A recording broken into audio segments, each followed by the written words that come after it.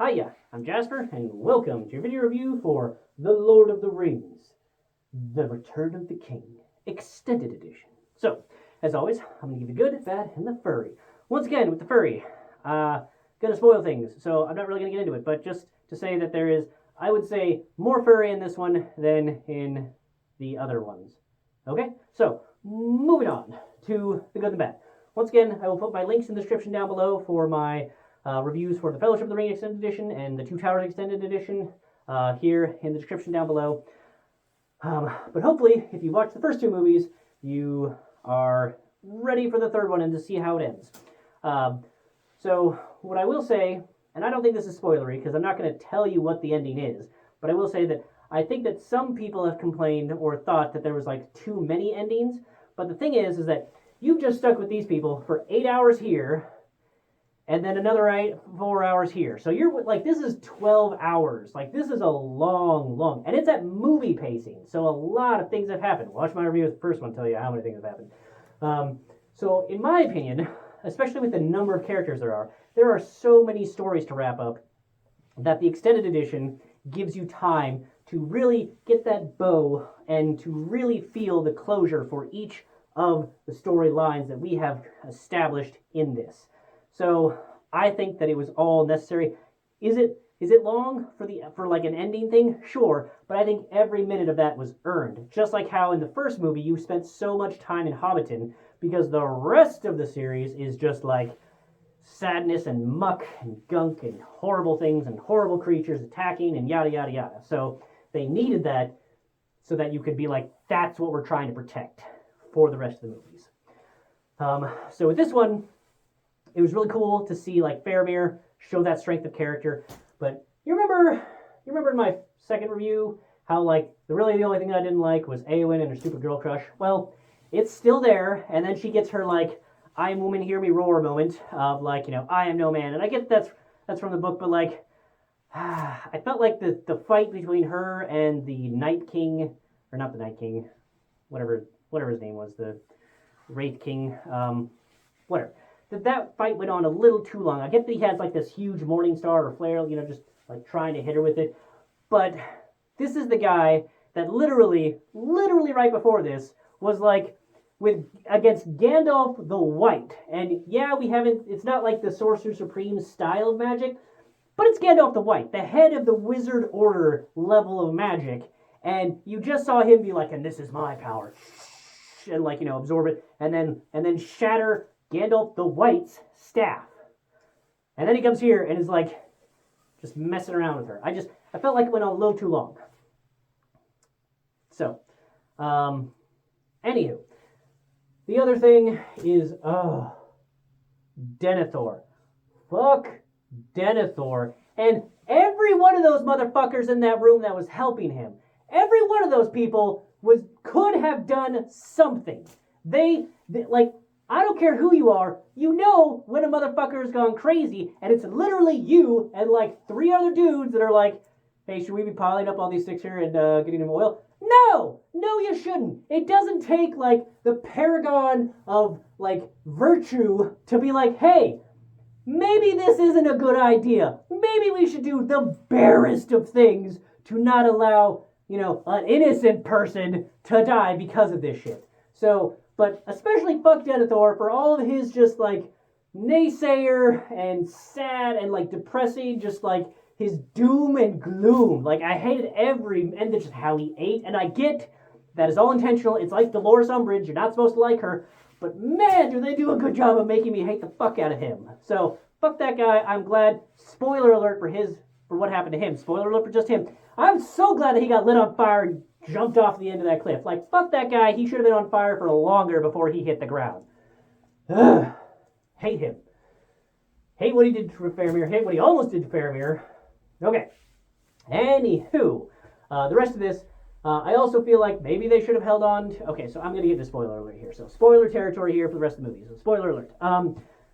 I really feel like they should have held on to that Army of the Dead just a little longer, because if you know that you're going to go and like do this last hurrah against Mordor, like if you had kept those guys, you probably could have just swept through those armies of Mordor, which, yeah, might not have been the most like cinematically like, oh, okay, hey, Frodo, just walk the rest of the way. You're good, bro. We killed all the rest of these people. Like, maybe not to that extent, but the so few people left to go fight Mordor at the Black Gates. I was just like, man, you could have held on to those guys a little longer. I'm not saying pull a Gimli where you like just keep them all forever for like in a pinch when you need them. No, but just like maybe just make sure that your battle for the next like week or so that you're good still. Like, and I'm pretty sure this was like essentially like the next day type of thing. So like you could have just held on to a little longer. But that being said, man, were they a little late. Like, you know how many Rohan people had to die because you were late, like taking on those Oliphants?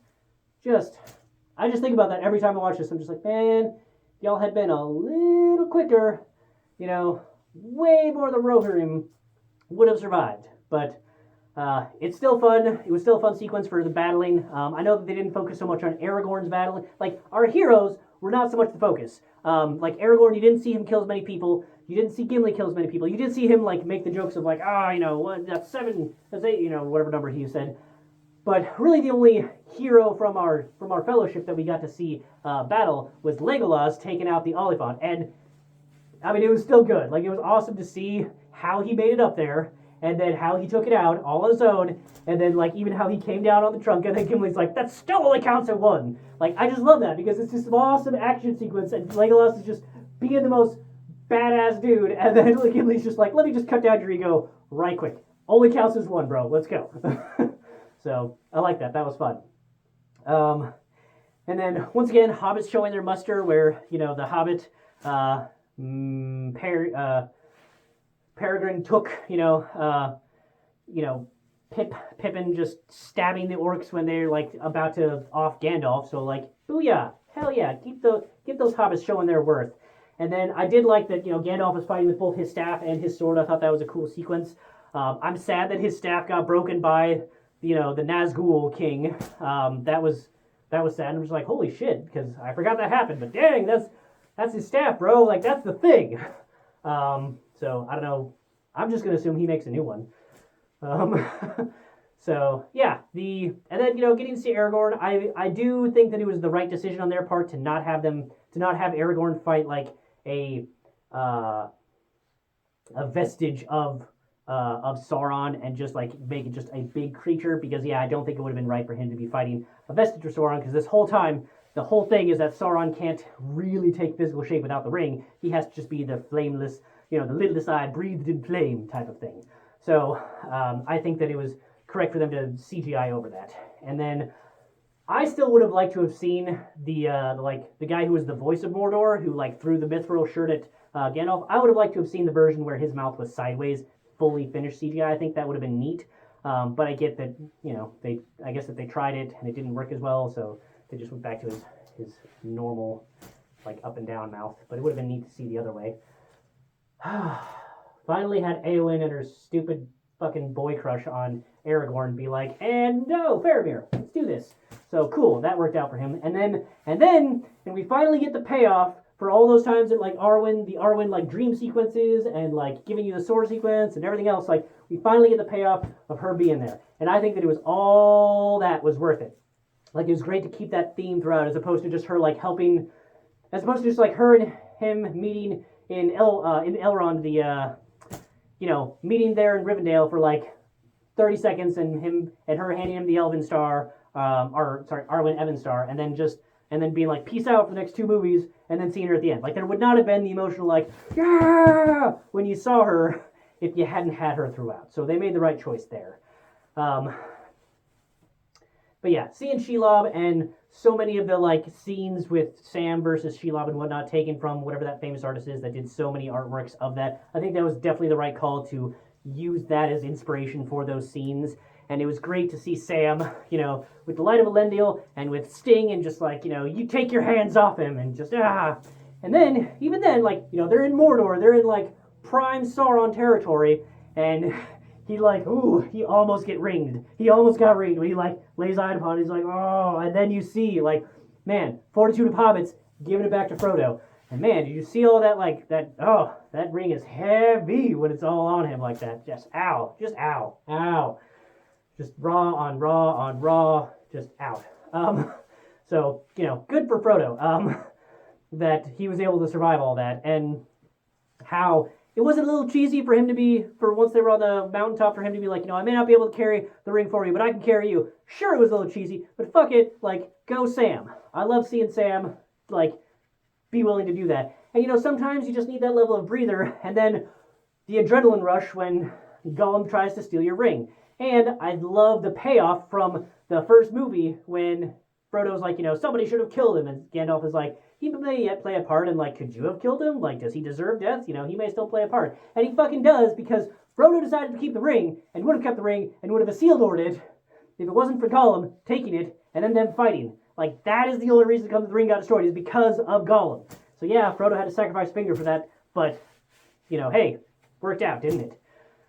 So, yeah, super love this movie. The huge battle sequences with the 100,000 person army or whatever, yeah, it was bigger and cooler, but it didn't have as much connection with our heroes as Helm's Deep, which is why I think I like the Helm's Deep battles better than this one. But still, amazing use of music, amazing use of visuals, CGI, practical effects, bigatures, all of the actors, like all of the like actual sets and actual costumes and actual things being used, I think all played into a movie that has held up 20 years later. So it's absolutely awesome, and I think that you will enjoy it, especially if you enjoyed the other two. But if this is for some reason the first review you're watching about it, you will enjoy it because all of these things hold up. Again, there was not a single piece of CGI that I was like, oh, that doesn't look good in this one at all. Now, would they probably have added more layers and a bit more clarity to the Ghost Army? Sure, but they didn't look bad in this. They just looked a little more ghosty, I think,